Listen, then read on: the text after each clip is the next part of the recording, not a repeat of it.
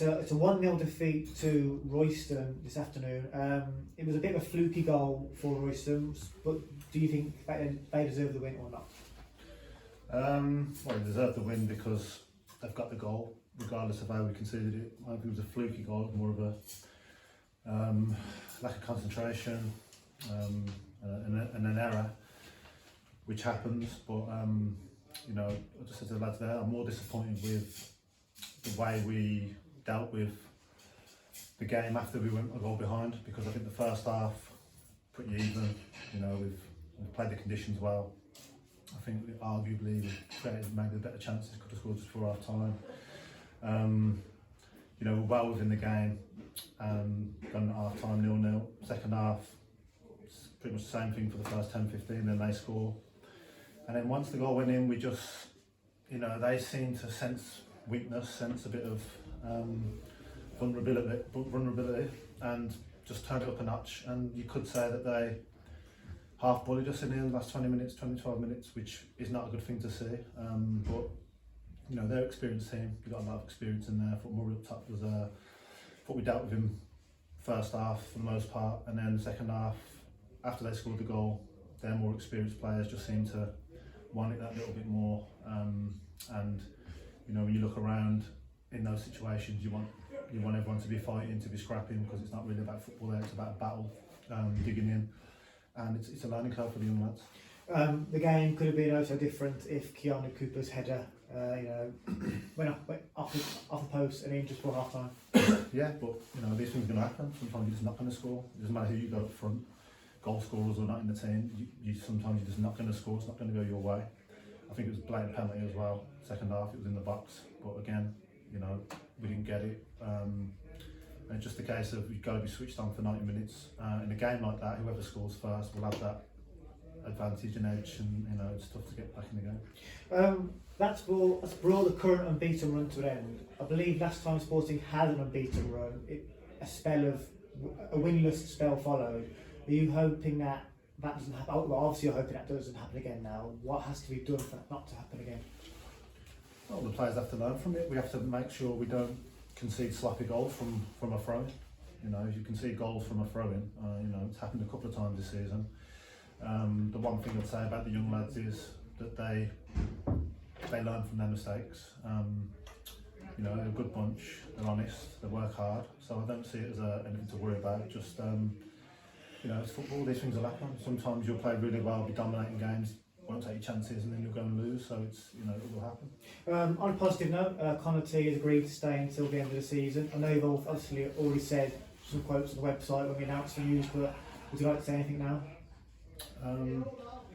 Well, yeah, obviously Connor's decided to stay. I'm a bit disappointed with the Telford manager, the statement he came out with an interview saying we've blown them out the water financially, which I think is a silly statement when we have got a bottom 5 budget for this league that I've been working with.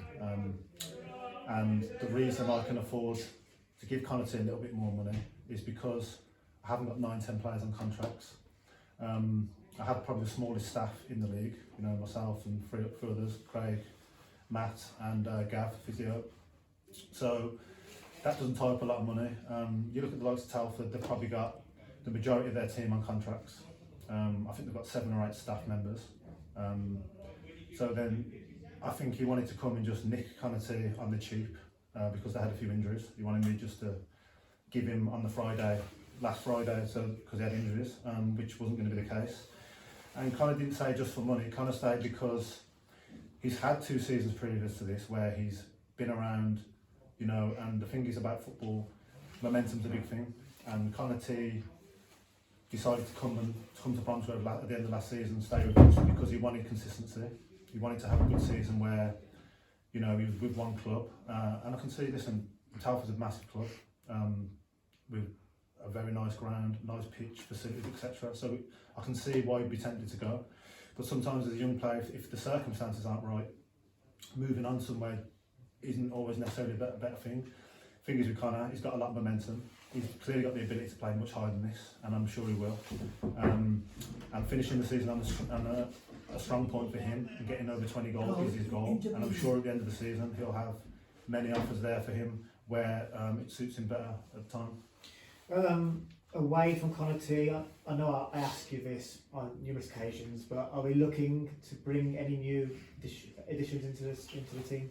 Well, yeah, I mean, you know, it's funny because he mentions financial as if we were this big powerhouse spending a lot of money. Listen, the new chairman's come in and the vice chairman, and they've let me know that if I do need to spend a little bit more than we previously were, then it's there. But look, we're a club that rely on the fans to come in. I think we need 1,000 fans to break even. A lot of things need to be ran better. This is one of the things the new chairman is addressing. But at the moment, you know, if we're spending too much, the club will be in a financial situation that it can't be in.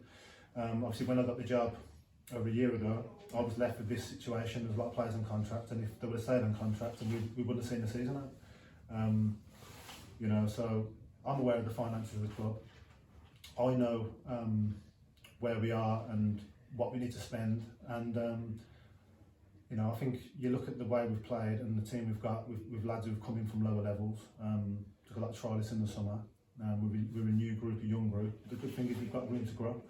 There's a lot of young lads there who I think potentially have the room to become very, very good players, but we're in a period at the moment where they are young lads, they're learning. And games like today and games like Tuesday against Evesham will only make them better and grow with the club.